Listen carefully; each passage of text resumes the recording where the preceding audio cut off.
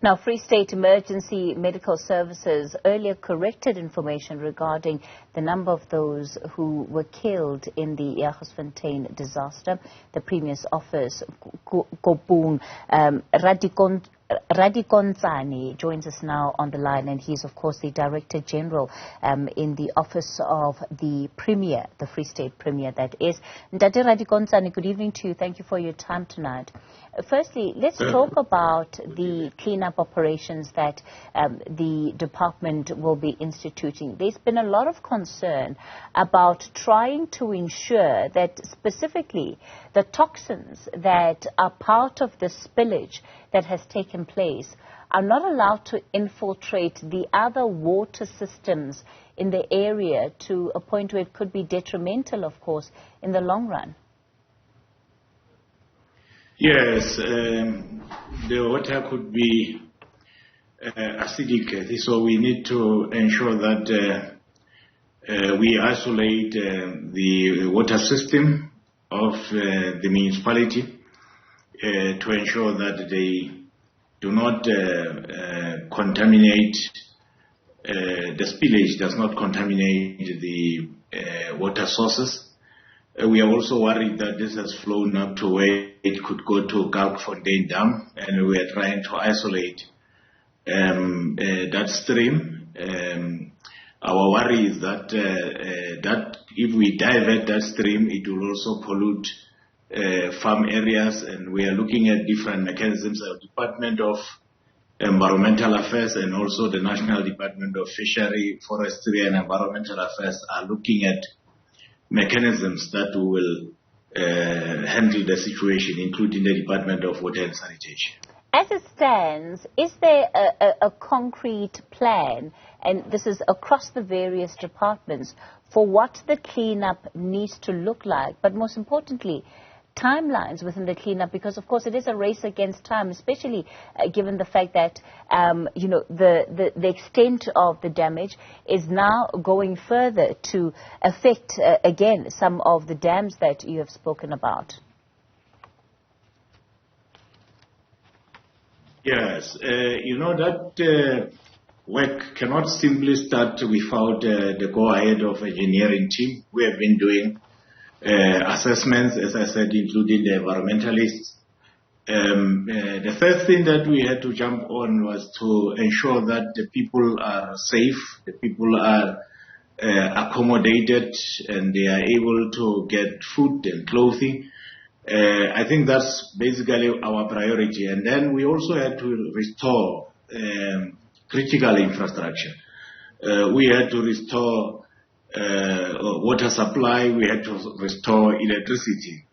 And this evening, ESCOM was finalizing the work in terms of isolating the Charlesville area from the rest of the town, so that the town and the Itumeleng area are able to get electricity later this evening.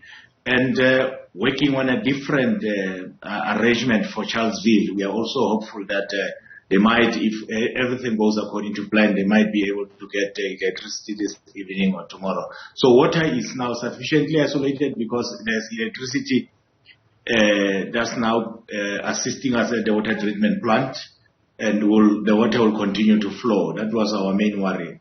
The greatest worry is the wastewater treatment plant that is submerged in the water.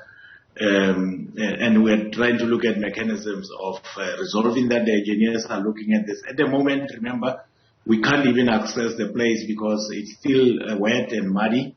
Even where the wastewater treatment plant is submerged, we need to bring other mechanisms. Our water utility, Bloom Water, is looking at how they can access the wastewater treatment plant to see whether it is damaged, to what extent, and can it still be useful going forward. Of course, that's another big concern, because as it stands, a part of this mudslide effectively has infiltrated the sewage system, which means that without the adequate flow of sewage, it's all also heading then towards that Jagersfontein Dam, which we know distributes water to many other areas in the region. Yes, that is why the engineers have been doing good work there, including water and sanitation, to try and ensure that we access this wastewater treatment plant, but in the meantime, isolate it from the water treatment plant, which provides the water that is not contaminated, so that we know the water that comes from our water treatment plant is potable and has got no chemicals or any effect or contamination whatsoever. We are worried about the flow that has happened across, and which we can't at the moment control, but I'm sure it will take some time to reach the Jagersfontein Dam. By then we would have found a solution to isolate that river flow, or to divert.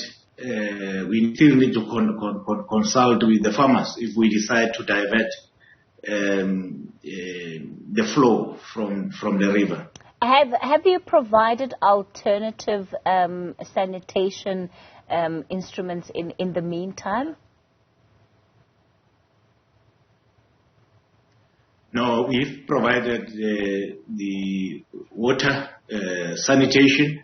Alternatives is still an issue. We are hopeful that if by tomorrow, when we get a final report, that the wastewater treatment plant cannot be resuscitated in any way, we will have to provide alternative sanitation, because it will be a backwash or backflow to the houses if it continues in that way. So we have to provide alternative sanitation. All right, let's leave it there for tonight. Kopung Ralikontsane, who is the Director General in the Office of the Free State Premier.